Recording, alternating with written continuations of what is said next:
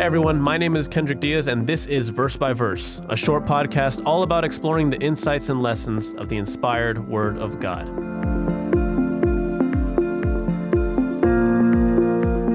So what are you going through right now?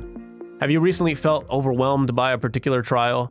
Have you thought to yourself recently, I could really just use someone who understands me, or I could use a break or some relief from this particular trial?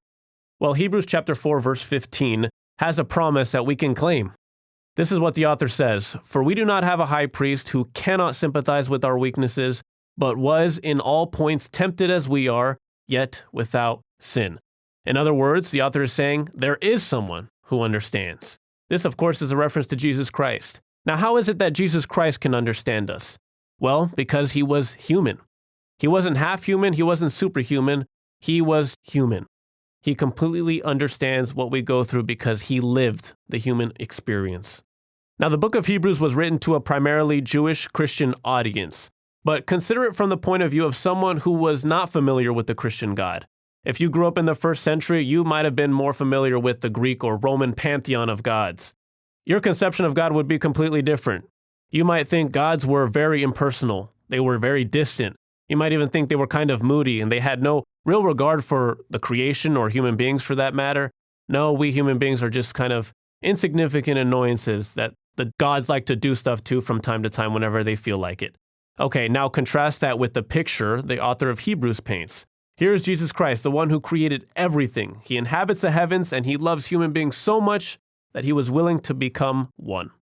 Did he know what it was like to be hungry? Yes. How about exhausted? Also, yes. He knew what it was like to bleed and experience pain. He was betrayed for 30 pieces of silver. He was alienated. He was misunderstood. He was even deserted by his friends. He felt anguish. All of those things, they were part of his human experience. And as the author of Hebrews goes on to point out, his experience was so complete that he even felt the temptation to sin. So does Jesus Christ understand everything you're going through? Do you think he's willing to give you the relief that you need?